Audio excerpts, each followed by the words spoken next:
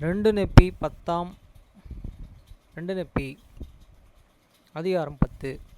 யூதர்கள் தங்கள் தேவனை சிலுவையிலே அறைவார்கள்.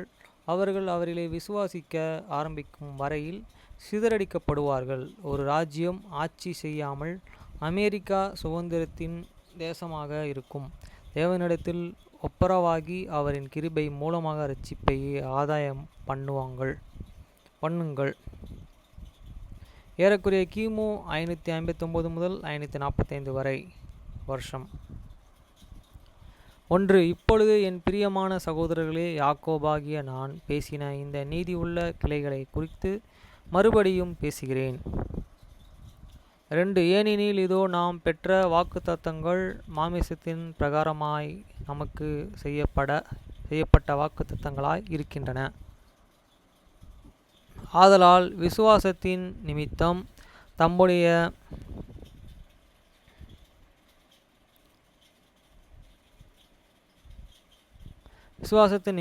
நம்முடைய அநேக பிள்ளைகள் மாமிசத்திலே அழிவார்கள் என்பது எனக்கு காண்பிக்கப்பட்டது.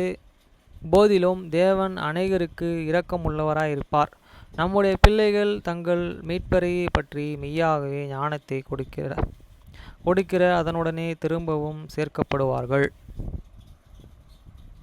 வசனம் 3. ஆகவே இதுவே அவருடைய நாமமாக இருக்க வேண்டும் என தூதன் நேற்று இரவு என்னிடத்தில் பேசினபடியினால், கிறிஸ்து யூதர்களுக்குள்ளேயே உலகத்தின் அதிக துன்மார்க்கமான பகுதியாக இருக்கிறவர்கள் மத்தியிலே அவர் வரவேண்டும்.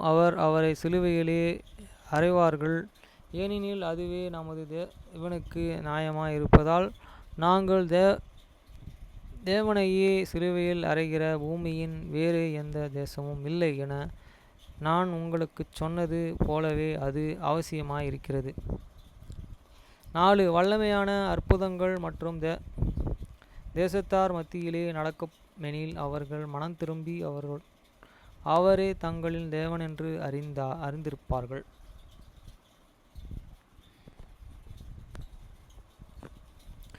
வசனம் 5. ஆனால் ஆசாரிய வஞ்சகத்தாலும் அக்கிரமங்களினாலும் எருசலேமிலே உள்ளவர்கள் அவர் சிலுவையிலே அறையப்படும்படிக்கு அவருக்கு விரோதமாய் தங்கள் கழுத்துகளை கடினப்படுத்தினார்கள். வசனம் 6. ஆதலால் அவர்கள் அக்கிரமங்களின் நிமித்தம் அழிவுகள், பஞ்சங்கள், கொடிய நோய்கள், இரத்தம் சிந்துதல் ஆகியவை அவர்கள் மீது வரும். அழிக்கப்படாதவர்கள் எல்லா தேசங்களுக்கும் சிதறடிக்கப்படுவார்கள். 7. ஆனால் இதோ, கர்த்தராகிய தேவன் சொல்வதாவது, நான் கிறிஸ்து என்று அவர்கள் என்னிலே விசுவாசிக்கும் நாள் வரும்பொழுது பூமியிலுள்ள அவர்கள் சுதந்திரித்த தேசங்களிலே மாமிசத்திலே அவர்கள் திரும்பவும் சேர்க்கப்படுவார்கள் என்று அவர்களின் பிதாக்களுடனே நான் உடன்படிக்கை செய்தேன். வசனம் 8. நீண்ட சிதறலிலிருந்தும் சமுத்திரத்தின் தீவுகளிலிருந்தும் பூமியின் 4 பகுதிகளிலிருந்தும் அவர் கூட்டிச் சேர்க்கப்படுவார்கள். அவர்கள் தங்களின் சுதந்திர தேசங்களுக்கு கொண்டு செல்வதில் புறதேசத்தார்களின் தேசங்கள் என்னுடைய கண்களிலே மகத்துவமும் பொருந்தியவைகளாக இருக்கும் என்று தேவன் சொல்கிறார். வசனம் 9. ஆம், புறஜாதியர்களின் ராஜாக்கள் அவர்கள் போஷிக்கும் தகப்பனாளாகவும் அவர்கள் ராணிகள் தாபரிக்கிற தாய்மார்களாகவும் இருப்பார்கள். ஆதலால் புறஜாதியர்களுக்கு கர்த்தரின் வாக்குத்தத்தங்கள் மகத்துவமானதாய் இருக்கிறது. ஏனெனில் அவர்கள் சொல்கிறதை யார் தர்க்கம் பண்ண முடியும். 10. ஆனால் இதோ, இந்த தேசம் உங்கள் சுதந்திர தேசமாகவும் புறஜாதியர்கள் இந்த தேசத்தின் மீது ஆசீர்வதிக்கப்பட்டவர்களுமாயும் இருப்பார்கள் என்று தேவன் சொன்னார். 11. இந்த தேசம் புறஜாதியர்களுக்கு சுதந்திரத்தின் தேசமாக இருக்கும். மேலும் இந்த தேசத்தின் மேல் புறஜாதியரை மேற்கொள்ள ராஜாக்களோ இருக்க மாட்டார்கள். 12. அந்த எல்லா தேசங்களுக்கும் விரோதமாய் இந்த தேசத்தை நான் பலப்படுத்துவேன்.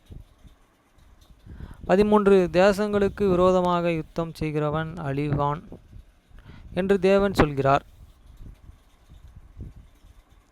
அதனால் ஏனெனில் எனக்கு விரோதமாக ஒரு ராஜ்யம் எழும்புகிறவன் அழிவான். ஏனெனில் பரலோகங்களின் ராஜாவாகிய கர்த்தராகிய நானே அவர்களின் ராஜாவாக இருப்பேன்.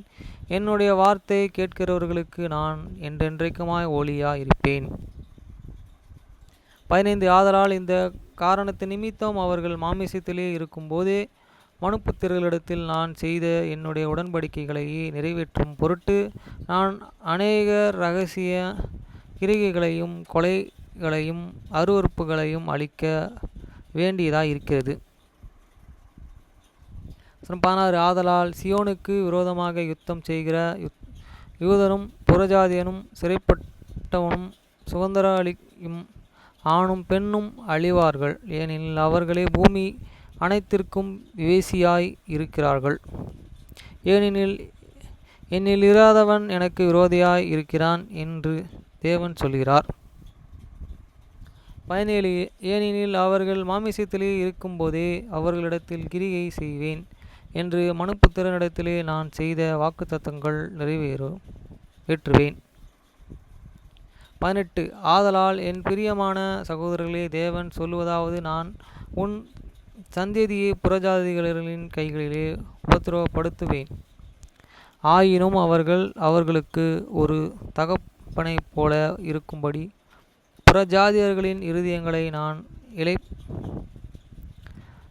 இளகவைப்பேன்.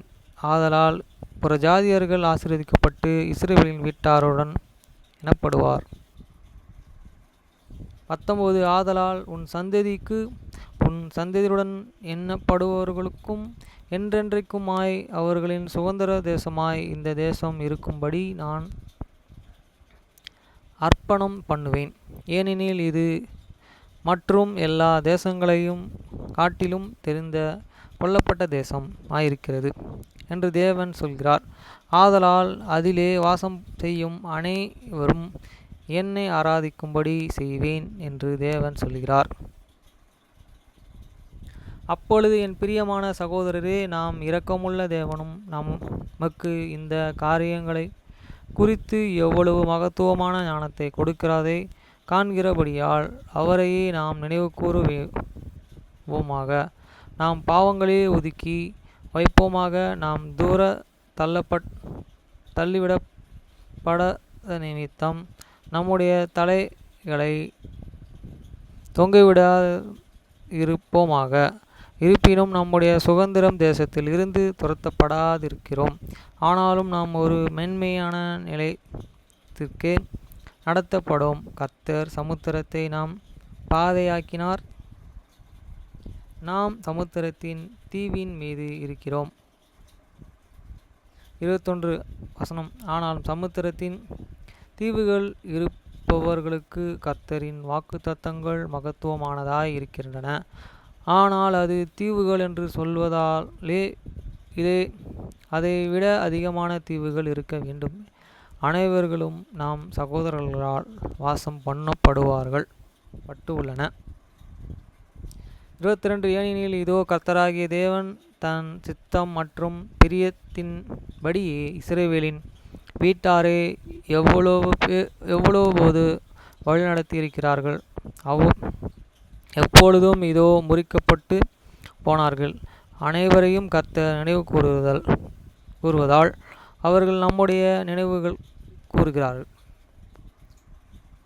23 ஆதலால் உங்கள் இருதயங்களில் திடன் கொள்ளுங்கள். நீங்கள் என்றென்றும் உள்ள மரணத்தின் வழியே செல்லுது அல்லது நித்திய ஜீவனின் வழியையும் தேர்ந்தெடுக்க நீங்களோ செயல்பட நீங்கள் சுதந்திரவாளிகளாய் இருக்கிறீர்கள் என்பதை நினைவு கூறுங்கள். 24 ஆதலால் என் பிரியமான சகோதரரே, மாமிசம் மற்றும் பிசாசின் சித்தத்திற்கு அல்ல, தேவனுடைய சித்தத்திற்கே உங்களை ஒப்புரவாக்குங்கள். நீங்கள் தேவனுடைய ஒப்புரவாகி பின்னர் தேவனின் கிருபையினாலேயே அதன் மூலமாய் மாத்திரமே மீட்கப்படுவீர்கள் என்பதை நினைவு கூறுங்கள். வசனம் 25 ஆதலால் தேவனுடைய என்றுமுள்ள ராஜ்யத்திற்குள் என்றும் ஏற்றுக்கொள்ளப்படவும் தெய்வீக கிருபையினாலே அவரை நீங்கள் துதிக்கவும் பாவ நிவிர்த்தியின் வல்லமையினால் நித்திய